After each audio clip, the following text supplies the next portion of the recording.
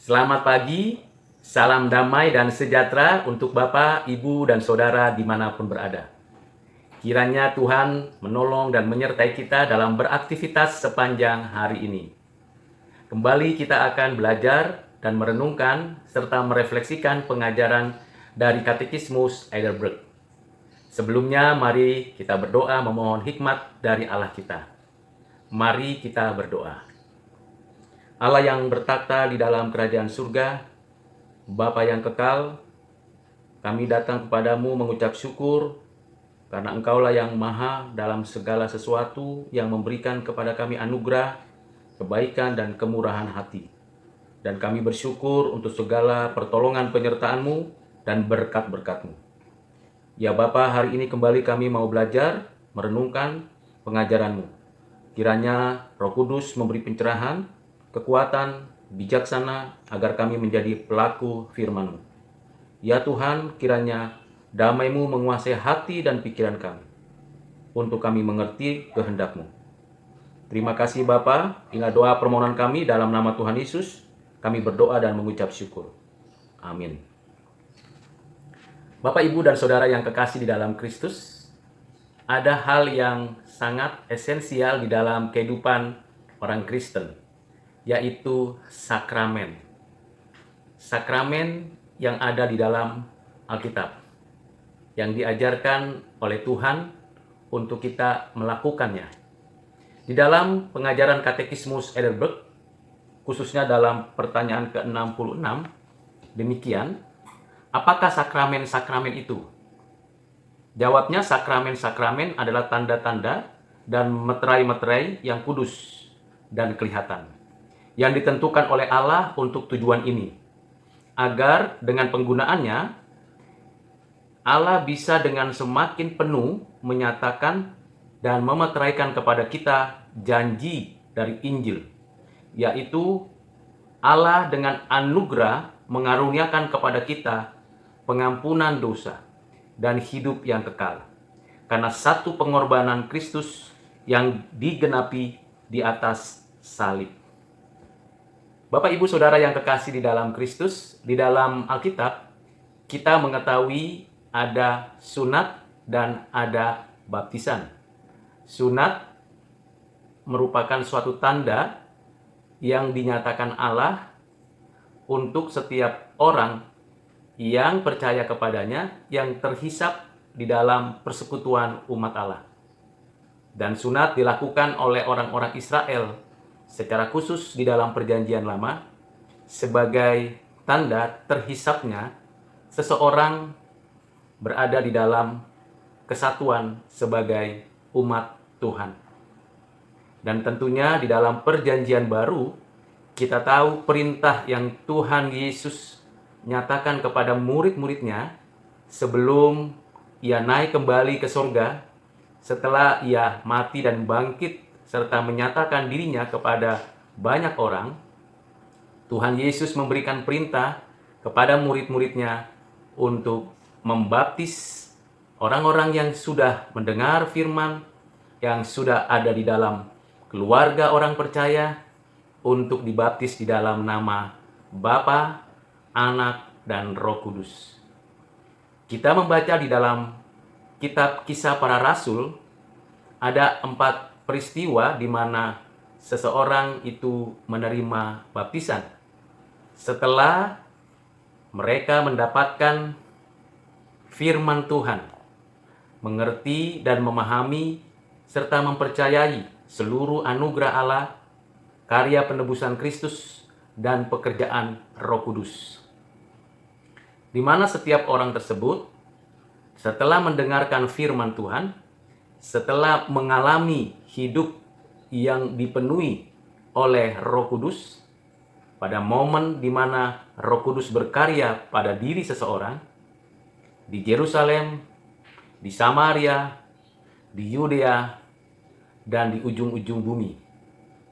Keempat tempat di mana Allah menyatakan kehendaknya, berita Injil Yesus Kristus disampaikan oleh para rasul, oleh Rasul Petrus, oleh Rasul Yohanes, oleh Rasul Paulus, dan rasul-rasul yang lain, orang-orang yang mendengarkan firman Tuhan itu oleh Roh Kudus memberikan dirinya untuk dibaptis, baik di publik secara umum dan secara khusus di rumah, di perjalanan, di satu tempat yang khusus untuk mereka menerima baptisan.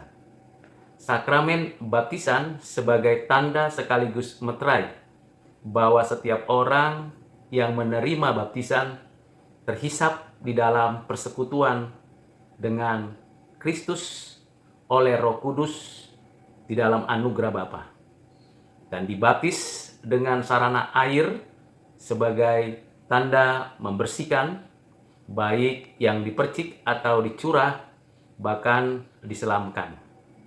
Semua cara bermanfaat dan baik adanya. Tapi esensi dari baptisan ialah di dalam nama Bapa, Anaknya Tuhan Yesus Kristus, dan Roh Kudus. Nama yang esa ini, yang menjadikan seseorang berada di dalam kesatuan mistis dengan Allah, dengan Anaknya Tuhan Yesus Kristus, dan dengan Roh Kudus. Tentu ada yang dibaptis masih bayi, masih anak-anak, masih remaja. Tetapi juga ada yang dibaptis setelah dewasa atau baru saja ia percaya kepada Tuhan Yesus Kristus. Umumnya pada saat ini, keluarga-keluarga Kristen yang membawa anaknya kepada Allah melalui hamba Tuhan, ia memberikan anaknya untuk dibaptis. Karena anak-anak itu menjadi anak-anak yang berada di dalam perjanjian pernikahan. Hal ini paralel dengan apa yang ada di dalam perjanjian lama, di mana orang-orang Israel yang percaya kepada Yahweh, Elohim, Adonai, percaya kepada Allah, mereka membawa anak-anak mereka pada usia 8 hari untuk disunat. Tentunya secara khusus untuk laki-laki. Jadi, disunat pada masa kecil, atau seperti orang-orang yang bukan Israel, tetapi bersedia mengikuti dan mengakui bahwa Yahweh adalah Tuhan mereka, maka mereka pun disunat. Dengan pengertian dan pemahaman seperti itu, maka kita tahu bahwa setiap orang yang menerima baptisan pada waktu ia bayi, pada waktu ia masih kanak-kanak, itu di dalam satu perjanjian pernikahan. Karena orang tuanya, ayah dan ibunya, keluarganya adalah orang-orang percaya. Sakramen baptisan kudus memang secara khusus menjadi meterai dan menjadi tanda. Namun kita harus ingat bahwa sakramen baptisan kudus bukan sebagai bukti atau sarana atau jaminan bahwa orang tersebut sudah benar-benar adalah murid Kristus. Ada orang yang dibaptis dari kecil, bahkan sudah dewasa pun, tetapi hidupnya belum di dalam Kristus. Hidupnya masih jauh, masih tidak sesuai dengan apa yang dikehendaki oleh Tuhan. Jika orang tersebut adalah orang pilihan dan ia mengalami pertobatan oleh Roh Kudus, maka ia yang sudah dan pernah dibaptis sewaktu masih kecil, maka ia tidak perlu lagi dibaptis atau tidak perlu lagi melakukan baptisan ulang, kecuali bukan di dalam nama Bapa, Anak, dan Roh Kudus. Bapak, Ibu, dan Saudara yang terkasih di dalam Kristus, yang sudah menerima baptisan dengan air di dalam nama Bapa, Anak, dan Roh Kudus adalah milik Tuhan sendiri. Kita dibentuk, diperlengkapi, dan dipersiapkan sebagai murid yang bersaksi, yang menyatakan rancangan dan kehendak Allah. Karena itu Bapak Ibu Saudara yang kekasih dalam Kristus, dalam konteks kekinian, ketika seseorang itu dibaptis melalui hamba Tuhan, di dalam nama Bapa, Anak, dan Roh Kudus, seseorang itu terhisap di dalam kehidupan persekutuan dengan Allah. Dan tentunya orang tua, gereja, dan orang-orang percaya memberikan bimbingan, memberikan nasihat, memberikan pengajaran agar setiap orang yang sudah dibaptis itu mendapatkan pengajaran dari ajaran Alkitab, dari pengajaran yang tertulis dari kitab Kejadian sampai dengan kitab Wahyu, sebagai dasar, sumber, dan arah kehidupan dari setiap orang yang sudah dibaptis. Itulah sebabnya kalau ada dalam satu keluarga ada anak-anak yang dibaptis, orang tua bertanggung jawab membimbing, mengarahkan, memberikan pengertian, pengajaran, dan iman yang benar, teladan yang sejati, yang tentunya dengan kekuatan Roh Kudus menjadikan anak-anak tersebut tetap di dalam kesetiaan kepada Allah. Bapak Ibu yang kekasih di dalam Kristus, setelah seseorang itu dibaptis, entah dia masih kanak-kanak atau sudah dewasa, dan setelah itu mendapatkan pengajaran, bimbingan dan arahan serta nasihat dari orang tua, gereja, dan orang-orang percaya di dalam persekutuan orang-orang percaya, maka orang tersebut diberikan satu momen untuk belajar, untuk mempersiapkan diri menjadi saksi Kristus, yaitu dengan pengajaran-pengajaran yang sistematis, terstruktur, dan tentu utuh, menjadikan orang-orang yang dibaptis dapat mengerti, dapat memahami, dan percaya akan pengajaran Alkitab, pengajaran yang dinyatakan oleh Allah untuk menjadi saksi-saksi Kristus. Sejak itulah ia akan dibentuk, diperlengkapi menjadi murid Kristus. Dan pada waktunya, ia akan menerima sakramen perjamuan kudus. Tuhan memerintahkan sakramen perjamuan kudus, atau disebut juga sebagai perjamuan Tuhan, kepada murid-muridnya sebelum ia menderita dan disalibkan, sebelum ia mati dan bangkit. Ia memerintahkan murid-muridnya untuk setiap murid melaksanakan sakramen perjamuan kudus. Untuk apa? Untuk mengingat akan karya yang dinyatakan oleh Kristus. Seperti orang-orang dalam perjanjian lama, bagi orang Israel mengingat akan karya Allah, membebaskan mereka dari perbudakan di Mesir dengan melaksanakan perayaan Paskah bagi Tuhan. Sedangkan perjamuan kudus secara sakral mengingat akan karya Kristus yang telah inkarnasi, mati di atas kayu salib, bangkit, naik ke surga, mengingat seluruh karya Kristus untuk menebus umat pilihannya.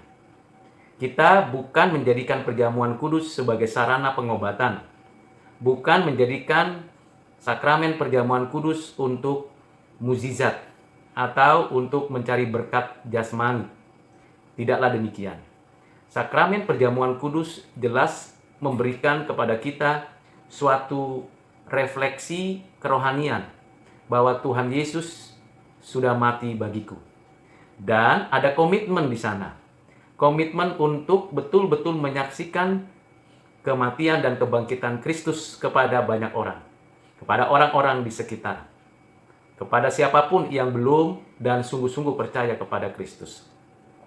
Jadi Bapak, Ibu, dan Saudara yang kekasih di dalam Kristus, kalau kita sudah dibaptis dan terus-menerus mengingat Kristus melalui perjamuan kudus, maka ada tanggung jawab yang utuh, yang sepenuhnya, yaitu setiap orang yang menerima perjamuan kudus bukan saja menyadari bahwa dia beroleh pengampunan, beroleh hidup yang kekal di dalam Kristus, tentulah ia menjadi saksi Kristus.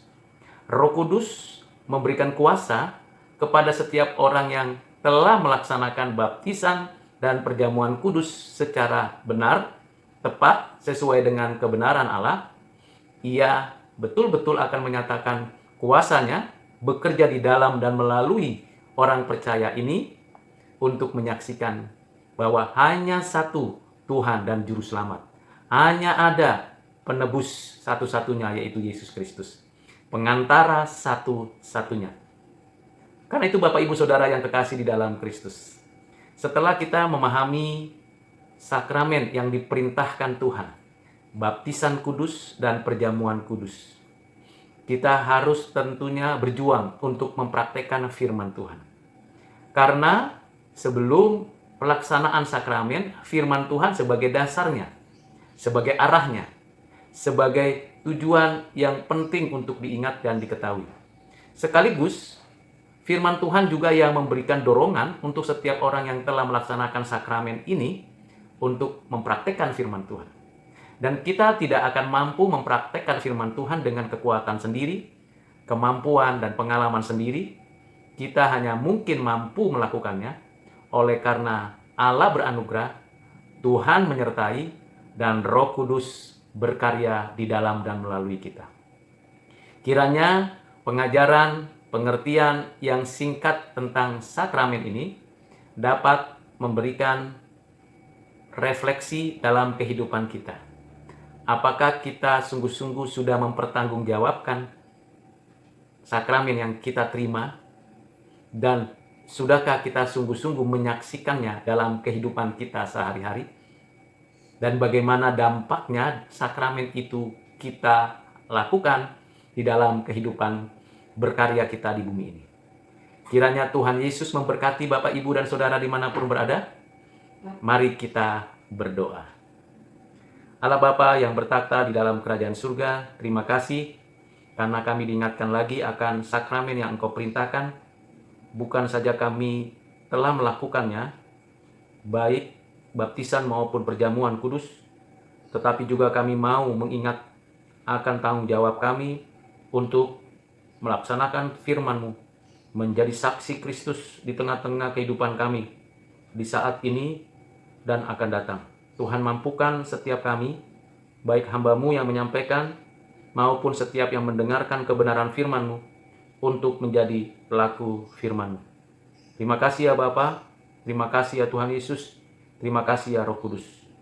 Di dalam nama-Mu kami berdoa dan bersyukur. Amin.